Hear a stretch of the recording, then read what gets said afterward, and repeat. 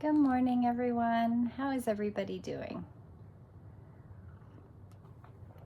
My name is Red Moon Eagle. If you are just joining us, welcome. This is Daily Devotions with Red Moon Eagle. It's a form of prayer. It's a form of coming together and pulling some oracle cards, having a theme, and just kind of talking about it. If you've been with me for a while, I apologize. These are not live right now. Life is really busy. I'm not going to apologize for life being very busy, but I know a lot of you really enjoy the live sessions. Again, there are more than 365 days worth of daily devotions here. I've been doing these since 2017, and I keep finding some. I keep finding some of the ones I did live on Facebook that Facebook has saved, but I have no documentation of them. So I've been like filming them with my phone and then uploading them to YouTube. So you're going to find some of those things that are happening. I just dive in. This is me. They're unfiltered, they're uncut. I record them, but I don't edit them. You just get what comes out of my mouth and what happens. I will confess that sometimes I watch them later and go, wow, I sound really smart. I don't remember saying that, because there is a form of channeling sometimes that comes through here. So I'm Red Moon Eagle. I'm a psychic catalyst, a teacher, an energy healer, and now an author. And I am deeply caring and compassionately motivated to be real with people and letting people know that you're not alone. Community is very important to me, and I think that it's part of the wheel and part of the reason that we're here for each other. So we're going to dive right in. Grab yourself a cup of tea, a cup of coffee, and sit back and let's walk through today's cards. So I'm using a process of working through body activation numbers as I pull the cards. So in the Sacred Geometry Activation Oracle, the card that I drew for the 1-5 is the heart chakra. The frequency of the heart chakra, the green flower of life, supporting our capacity to love deeply and unconditionally. Its healing properties harmonize with mind and the body and emotion. The flower of life is a geometric shape recognized by many cultures. It is consistent. It consists of 13 equal circles that intersect at the middle of each circle, creating a perfectly proportioned flower. As a symbol, the flower of life represents the universe as a whole, as well as the harmony in which all separate components of the universe work together. This beautiful pattern is often used to indicate our understanding of our connection, humans and spiritual beings, to the whole. The color of green is associated with the 4th, or the heart chakra. It is linked to our capacity to love and to feel compassion. This applies to our ability to love one another, as well as our ability to love ourselves. I have so much to say about this, so I'm going to come back to it. The 2-6 combo comes from the Oracle de la Nut, which is 14, the Princess and the Pea. There is a prince. My story. There is a prince who only wanted to marry a true princess, a royal, mannered princess.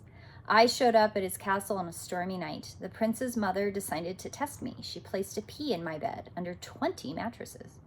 In the morning, my back hurt badly because of this pea. The sensitivity proved the prince that I was a true princess, so we married, and the pea was placed in a museum. My message: do what my prince did and never go for second best.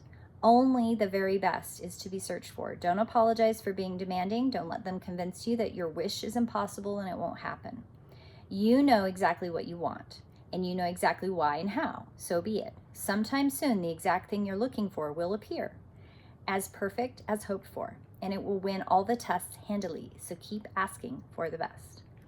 This connects very much to the heart, and we will come back to that. Oracle of Souls is the 3-7 combo, and this is Dawn, the Red Shepherd. So Dawn is in the domain of Anwen. This ancient hunting ground of the gods, a land of myth and folklore, is both wild and unpredictable, and bound by traditions, customs, and rituals as old as time itself. To dwell in Anwen is to both be bound and wild, ancient and childlike, fair and bestial. Dawn, the red shepherd, the protector of the borders of Anwen, the death god. Dawn sends his red knights to seek and succor those souls who are lost and wandering. He evaluates these souls in his castle while they wait for the passage to the Fortunate Isles. When the boat arrives, he keeps those that most impress him to serve him as his retainers, or to become red knights themselves, bringing others of the lost to a place of refuge, evaluation, and eternal respite.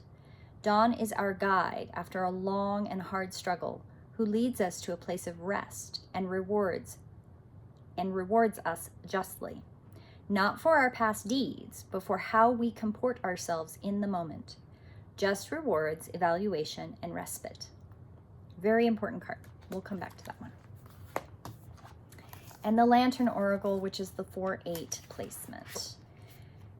33 is sharing, and this is in the quadrant of the guardian phase, midlife, empowerment, selfhood, authority, meaning, composure, gifts of renewal, and insight. So number 33 is sharing. There is giving in receiving and receiving in giving.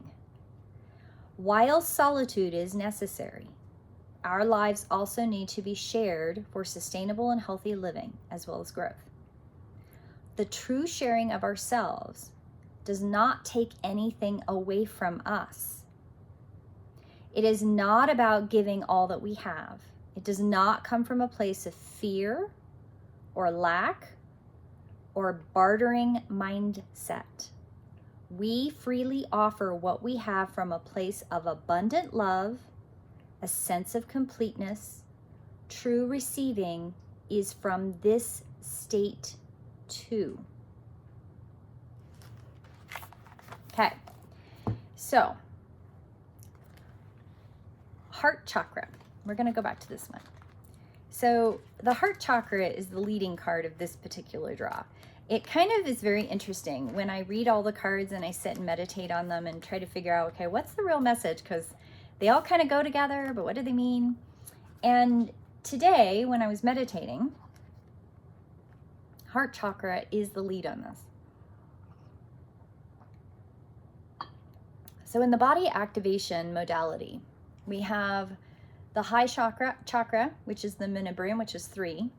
We have 9, which is the mid heart, and then we have 6, which is right where your heart is, kind of in your chest.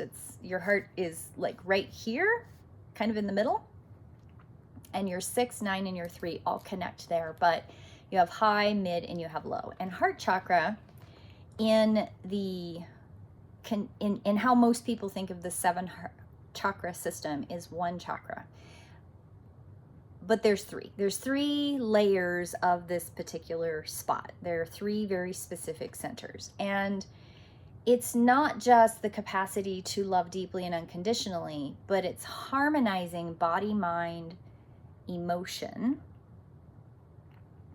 And spirit is there, but we're gonna focus on mind, body, emotion. So one of the things that happens with heart chakra is, have you ever heard the phrase like died of a broken heart, right? Because emotions are integrally connected to your body, where you hold your emotions. A lot of people think that if you think your way out of it, your body will let it go. And that is not a true statement. Your body, especially when you pull all those emotions in, you can hold it in the cellular memory of your body. That's why 14 generations of trauma can show up in your DNA. Those changes physiologically to what has happened with your body can be passed on in your family. So the heart chakra is really key in all of these cards, and looking at how high, low, and high, mid, and low heart, how each one of them integrates into this wholeness, and how you process things and where you put things all matter. Then we look at the second card. Know what you want. You know what you want. Go for it, right? Well, there's another aspect to this. You're the only person living in your meat suit, so to speak, right? Like you, the entity, are in your meat suit. There's nobody else in there, right? That's a different statement. We could argue about that later. But for the most part, you're the only one in there. So if you know what you want, but your heart chakra is not spinning, or your high heart is all up in your head, you've minded, but you have not actually dealt with the physiological aspects of that. The mid heart, which is very much the wholeness of who you are, the spirit inside of the whole body and connected to all the people around you. And the low heart, which is self-esteem, which is knowing of the self and the fear that you're not actually able to connect with other people, that you're not good enough for being out in the world with your deep felt heart connection to all of the people and the knowledge of, or lack thereof, of connecting to other people, and the connection and the specificity of the depth of your emotions. So knowing what you want can be where you get stuck in your mind. Your mind may know, but your body is not following. The world that you're connected into, that mid heart where you're connected to all of the things, isn't being activated, right? Like you're not active in actually being connected to other people. So there's a quality of, say you know that you want a new car, okay? So you want a new car. You might have the money, you might have certain things, but every time you go to a car lot, the salespeople walk away from you, right? Like you're not connected into the world. You have a want.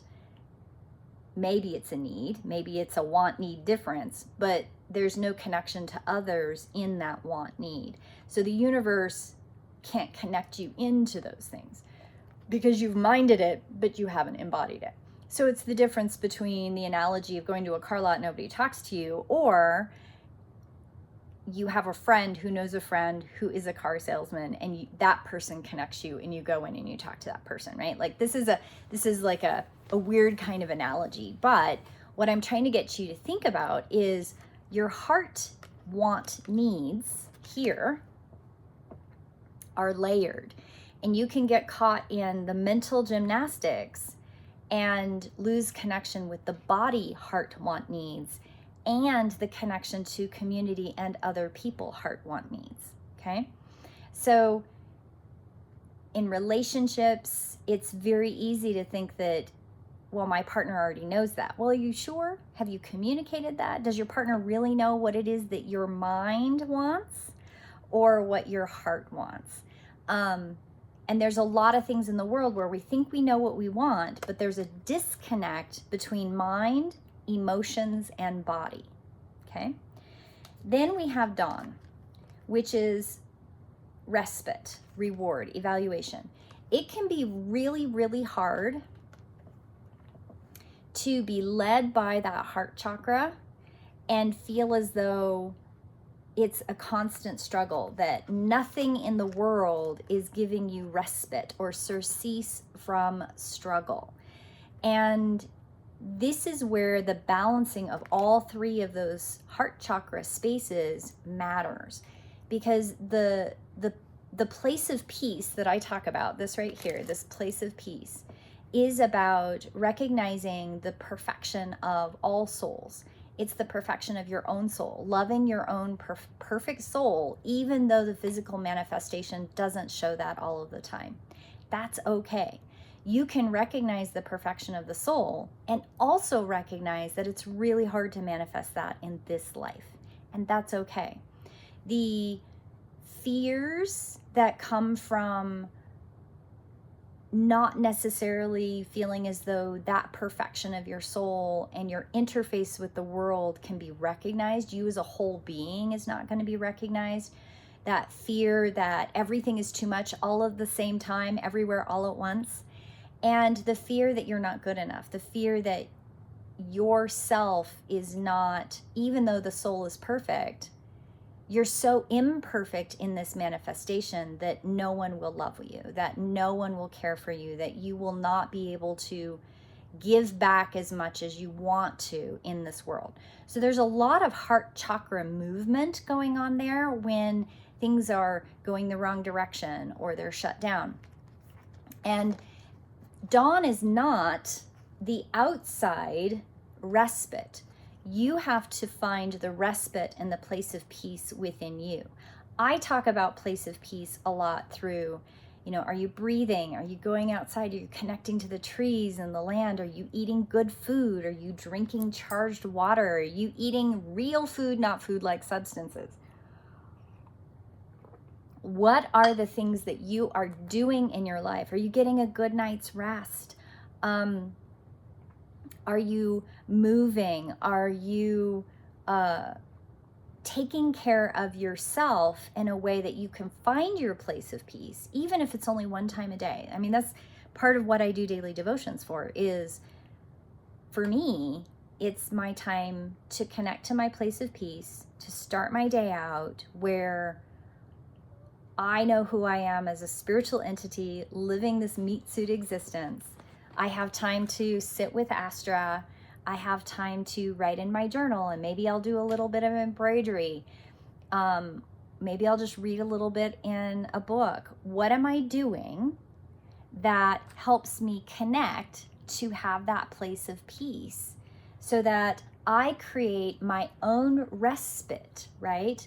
My surcease from struggle. I create my own time within this mad world of go, go, go to evaluate, to give myself a reward every day in this meat suit existence so that I can then go out and be in the world with other people and be okay with that. Which then leads me to heart chakra, but with sharing. And the sharing card is very much the card that I think we forget. In the medicine wheel, we have body, mind, spirit, emotion. And we have the community. The ring around the medicine wheel is all of us together. I don't know if you are of the generation, but remember the song We Are the World. That song for me was like listening to a call to action. Finally, somebody was using a call to action that we are the world. We are all connected. None of us are separated from the pattern. None of us should be out there waving in the wind on our own. We need each other, but we need each other in a healthy way. And this is where that heart chakra comes into play again. The heart chakra, when it's unhealthy, when it's shut down, you get stuck in your head, you get stuck in overthinking, you get stuck in paralyzed, you can't move. Hurt people. You get triggered by your hurts and then you hurt people. Criticizing, controlling, fear-based behaviors and actions, fear-based motivations for actions. Those are all heart chakra. And when you hurt, that emotion then lives in your body, and then your body starts to shut down. You either gain weight or you lose weight. You start having physiological problems. That heart chakra is so important. So important. One of the things that, just a piece of information about me, is I have a heart condition that I've had probably most of my life. But I had heart surgery for it many years ago. And every once in a while, my doctor now goes, you should probably have another heart surgery. And one of the things that I know about the physiological body is when you have a lot of heart pain, emotionally, eventually it will show up in the body. And I know that the matriarchal heart pain from my bio mother is often anything that triggers that, I get a heart palpitation trigger. And it comes in a lot of different forms, but I do recognize every time it happens, it is a physiological memory response to something from my childhood. That long time body remembering, oh, that hurt. And I can recognize it, I can honor it, and I can say, you know what, this is a part of me, and I give my body a lot of love. I give my body grace, and I say, you know what, it's okay, heart. It's gonna be okay. That was a long time ago. Yes, this is a new trigger, so let's work through it. Let's let it go. I find my place of peace every single day to give me that resilience and that reinforcement in my body that this world is safe.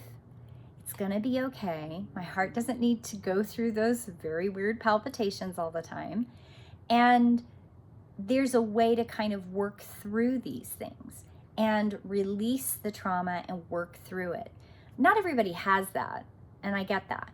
But we have, and we need each other.